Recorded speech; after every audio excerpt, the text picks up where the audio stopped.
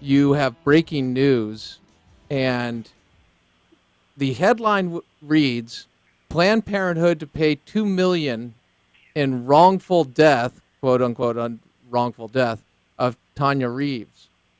But when you hear that, you say, wow, okay, obviously you can't put a dollar amount on justice, but they are being, they got tagged $2 million. It shows that they were, they're being held to account in some way. Tell me about the story and tell me if we should be celebrating this as pro-life Americans.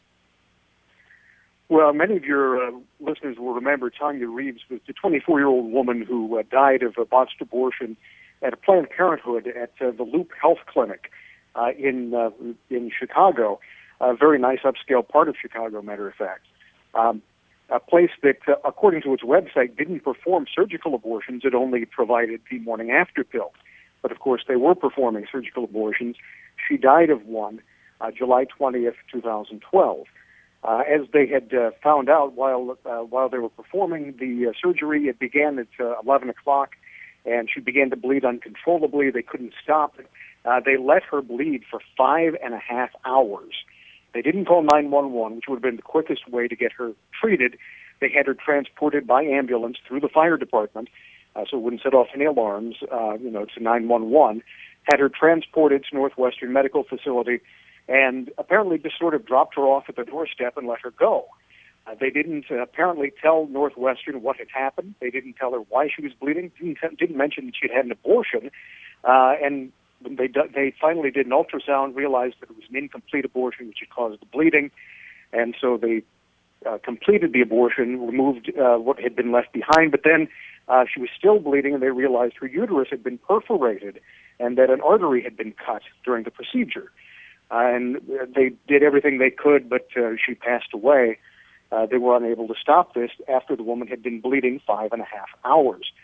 The husband, Alvin Jones Jr., sued. At the time, of course, it was a tragedy. She left behind family. Her mother was very dependent on her, and of course, misses her, loves her dearly, as anyone would. But her husband, she had a 1-year-old son as well, 1-year-old at that time, who now will never know his mother. And this settlement was from the lawsuit that was brought by her husband in the name of the son, Alvin Jones III. It's a $2 million payoff. About $1.5 million ultimately will go to the son after probate and lawyers' fees. And when I talk to people who are in the industry, they say, yes, it's good that there was something that some sort of just outcome in this. They were held accountable in some way, but $2 million is a drop in the bucket to Planned Parenthood. Abby Johnson, who used to be a director at Planned Parenthood in Texas, down in College Station, the Bryan area, said my former affiliate had $20 million in the bank waiting for this to happen. That's one affiliate. So a $2 million settlement, not very much. No one's going to jail. No admission of wrongdoing. Okay, hold on real quick. About. If you could back that up there. Wait. A woman's dead. A baby's dead. They dropped her off. Didn't say anything about what had taken place, and nobody's going to jail?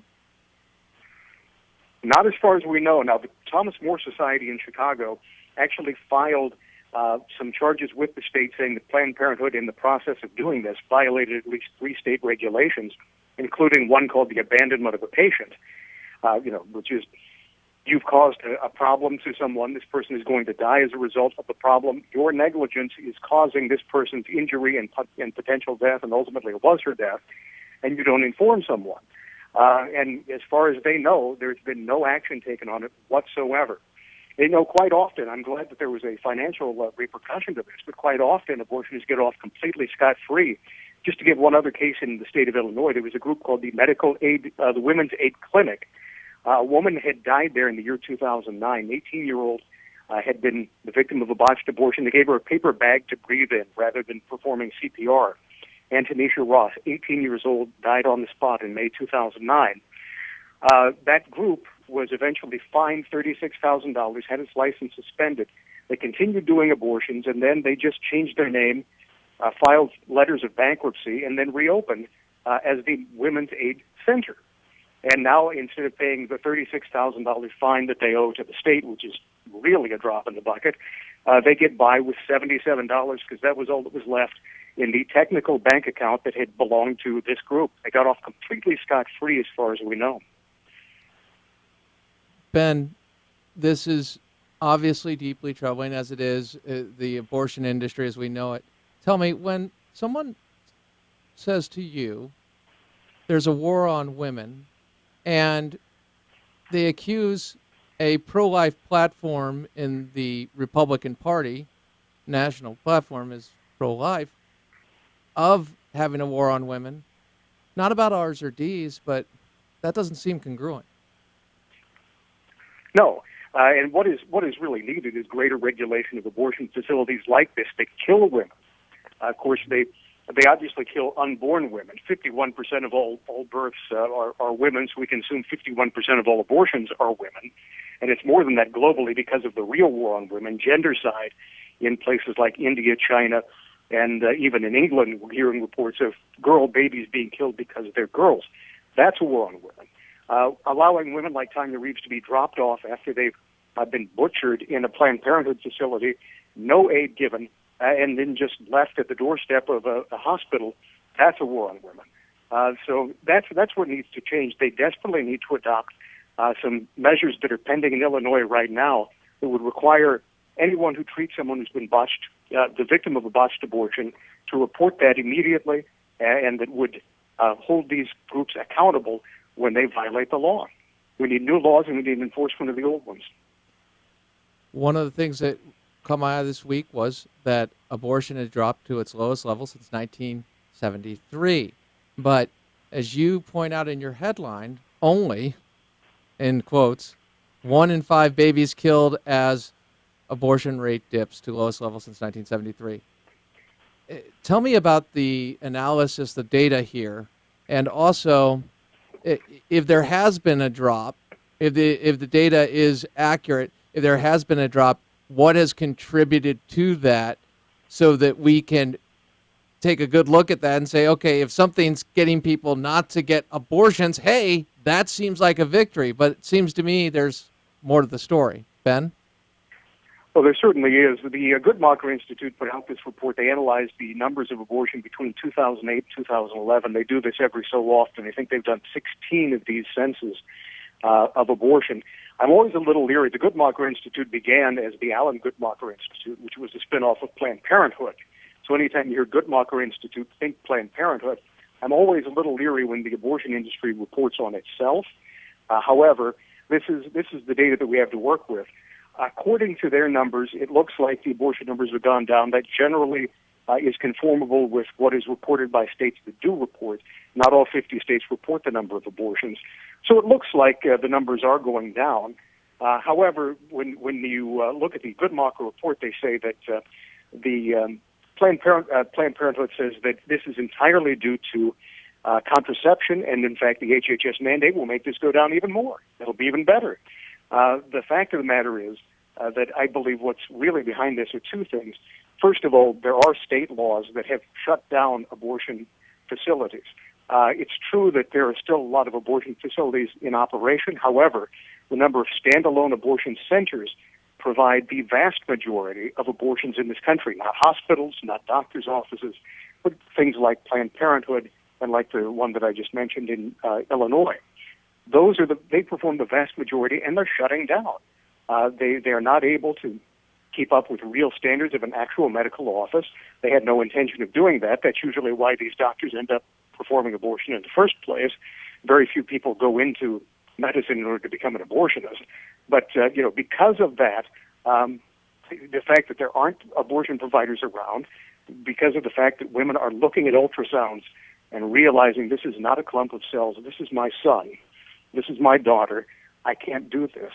Those are the two things that I believe are driving the real drop in abortions, not contraception. Although I think that may, that may play the case in some instances. When you look at the overall incidence of contraception, usually pregnancies don't go down and abortions don't go down. They hold steady. People just engage in more of that behavior. Ben, we have some clips from the National Prayer Breakfast that took place yesterday morning, and you covered it.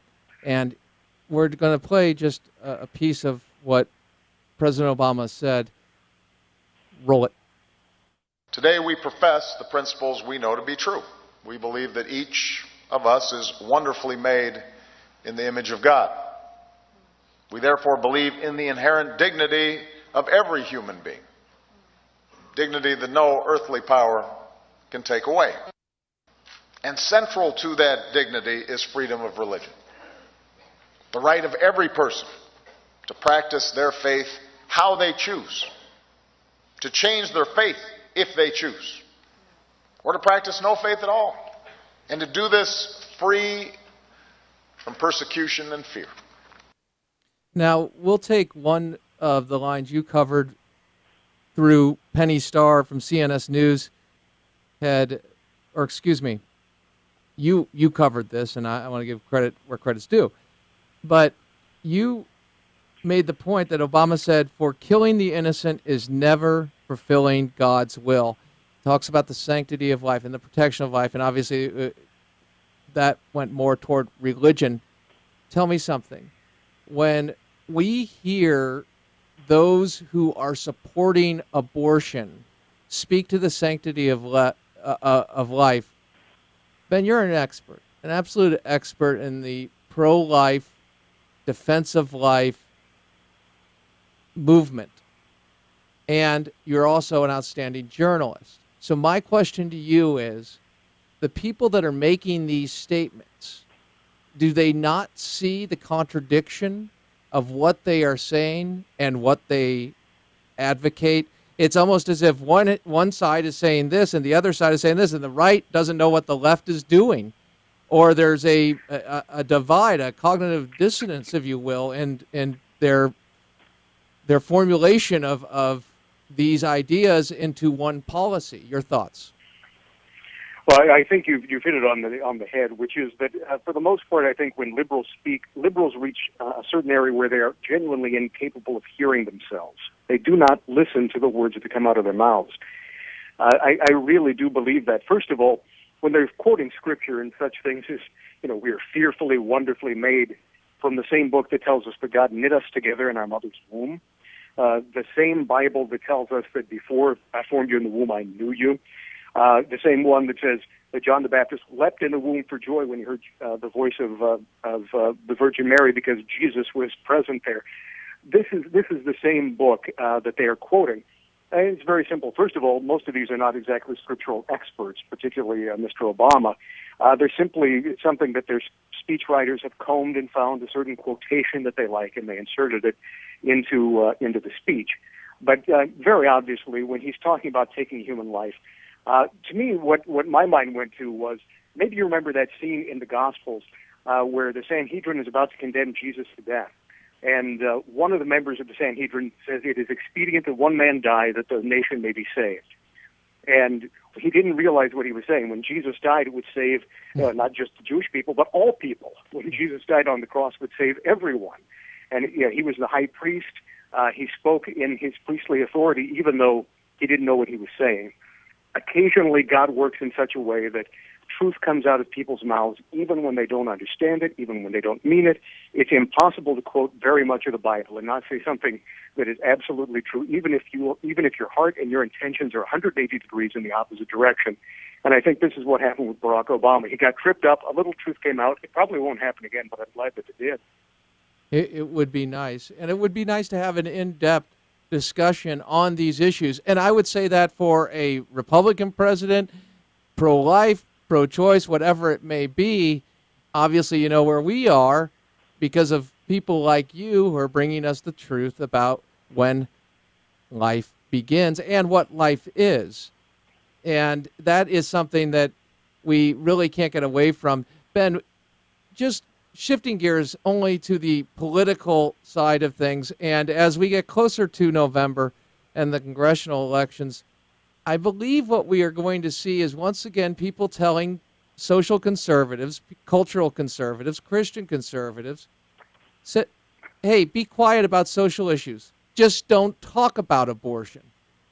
As we hear more of this, how would you respond to that charge?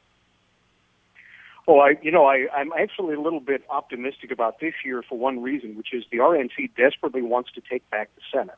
The Republicans understand that they're 6 seats away. They have the opportunity to take them back if they run a good campaign. And it seems like they've learned at least a little bit from 2008, really even 2004, but 2008 and 2012, which is their base didn't turn out.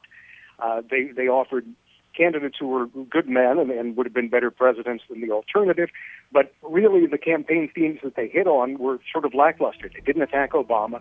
They may have spoke about economics, but they didn't connect when they spoke about it. And so the RNC passed a very strong pro-life plank at their winter meeting during the March for Life, right after the March for Life, telling Republicans, even if other Republicans tell you not to speak about abortion, speak about it. You see Eric Cantor speaking at the March for Life. And several others. There are always people who are there, but this year the leadership really showed up. So I think that you're going to see that come out, and what you're going to see conversely is the same old, tired war on women meme, which is as old as the women who are spouting it, like Gloria Steinem, completely out of touch with today's women. They don't know what they're saying. For example, I just did a piece this past week on we can Bob take it Smith. head on. Ben, we'll have to hear about some other time, but go. thank you, my friend. Great to be with Thank you. Have a God wonderful bless. weekend. Optimistic, positive. I'll post the article. Hey, more truth on the flip side. Your phone calls, AFR Talk.